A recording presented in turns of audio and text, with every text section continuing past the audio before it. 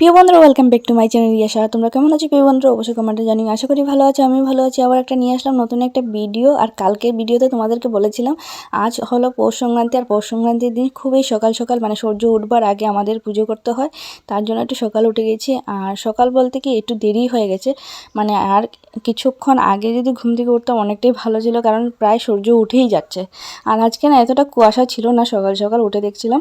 তো যাই হোক, তারপর আমি ঘুম থেকে উঠে গোবর ছিটাও দিয়ে দিলাম, তারপর উঠোনটা ঝাড় দিয়ে ঘরটাও মুছে নিলাম। ঘরটার ঝাড় দেওয়ার সময় তোমাদেরকে শেয়ার করতে পারিনি, খুবই তাড়াহুড়ো লেগে গেছিলো, কারণ কি সূর্য মামা উঠে যাচ্ছে আর পুজোটা কীভাবে করব, তার জন্য খুব তাড়াহুড়োতে মানে কাজগুলো সেরে নিচ্ছি। তো ঘরটার গুছিয়ে ঘর মুছে নিলাম। এখন বাইরের ধারগুলো মুছে তারপর স্নানে চলে যাব।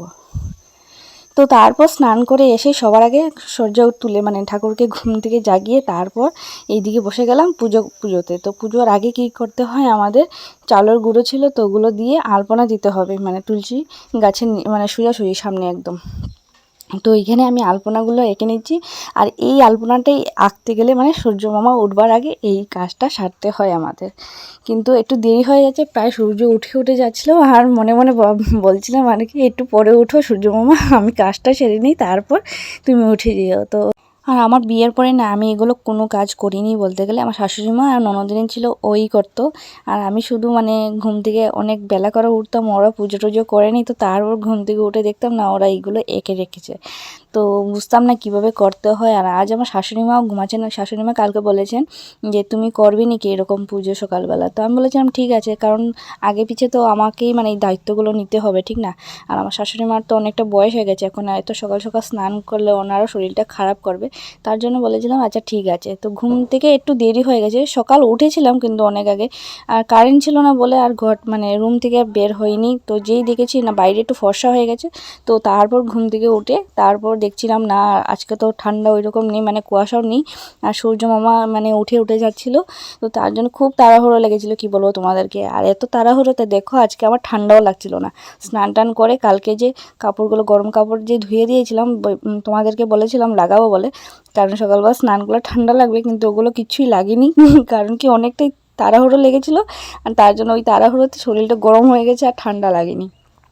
তো এইখানে আমি সূর্য মামা এঁকে নিলাম আর চাঁদ মামা এঁকে নিচ্ছি।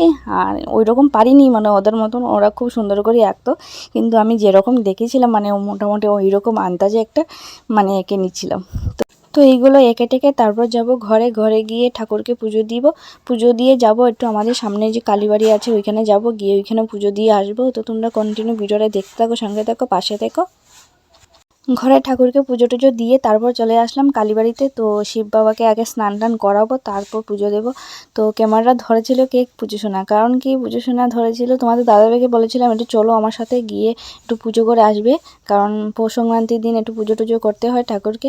তো ও বলছিল না আজকে তো দোকানে যাব, আর বাজার বার ছিল, তো খুব তাড়াতাড়ি যেতে হয় আর কি বাজারে। তো তার জন্য বলছিলাম দেরি হয়ে যাবে, তুমি চলে যাও, তুমি পুজো করে নাও, আমি এখান থেকে প্রণাম করে নিচ্ছি। তো তার জন্য তোমাদের দাদাভাই আসতে পারিনি। তো ক্যামেরাটা কে ধরবে, তো পুজো সোনাকে দিয়েছিলাম। এই দেখো অনেকটাই মানে দুষ্টুমি করে ও ক্যামেরাটা ধরেছিল, অনেকটা নড়ানড়ি করছিল, তারপর হাত দিয়ে কী কী করছিল। তো যাই হোক কিছুটা হলেও তোমাদেরকে শেয়ার করতে পারছি, অনেকটাই বেশি, কারণ কি ও বাচ্চা মানুষ বুঝছিল না। আর যাই হোক একটু হলেও মানে ধরেছিল, তার জন্য তোমাদেরকে শেয়ার করতে পারলাম। তো এখন এখানে পুজো দিয়ে তারপর কালী বাড়িতে গিয়ে দেবো, এই যে আমাদের কালী প্রতিমা। তো কালীবাড়িতে পুজো করে তারপর চলে আসলাম বাড়িতে। আর এই যে এঁকেছিলাম সকালবেলা, তোমাদের তখন মানে ভালোটাকে দেখানো হয়নি, তার জন্য এখন শেয়ার করছিলাম।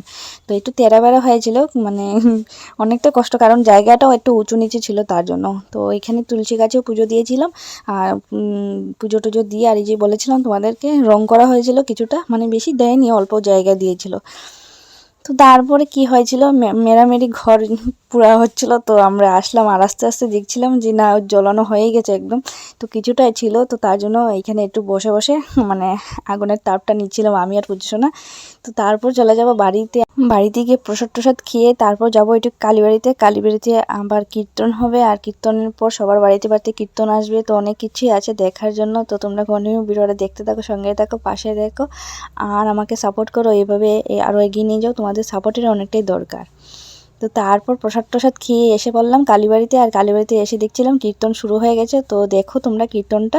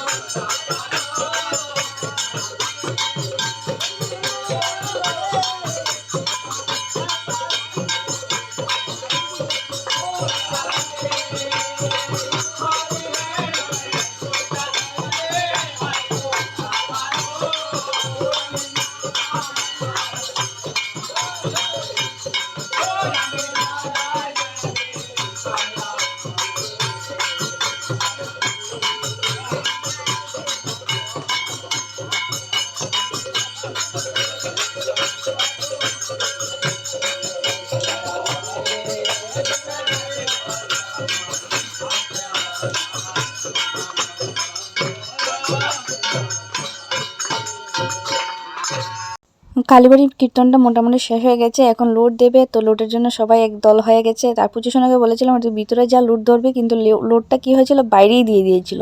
তো তোমরা কন্টিনিউ ভিডিওটা দেখতে থাকো।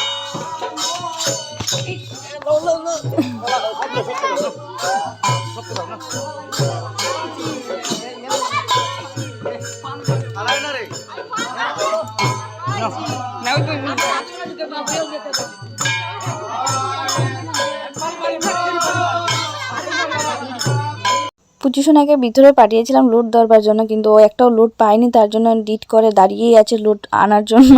তো আমি বলেছিলাম এদিকে আস, আমি পেয়েছি, একটা কমলা পেয়েছিলাম আর একটা নকুল পেয়েছিলাম। তো ওকে বলেছিলাম এসে পড়ে, যে ও কমলা দেখে অনেকটাই খুশি হয়ে গেছিলো। আর ওর যে বন্ধু, মানে বন্ধু না ভাই সম্পর্কে, আমার বাসুরের ছেলে হয়, তো ওকে দেখাচ্ছিল যে আমি কত বড় কমলা পেয়েছিলাম।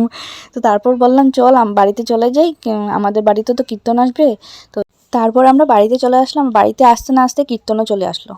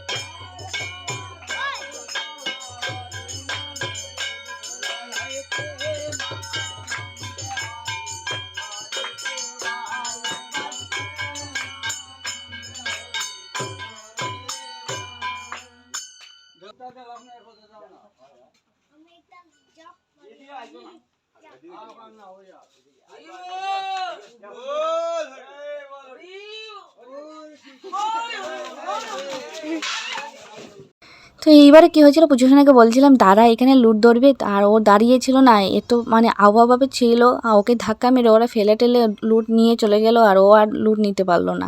তো বাতাসা ছিল আমার হাতে, তো আমি বলছিলাম এই নিয়ে বাতাসা, ওইটাই লুটের প্রসাদ খেয়ে নে।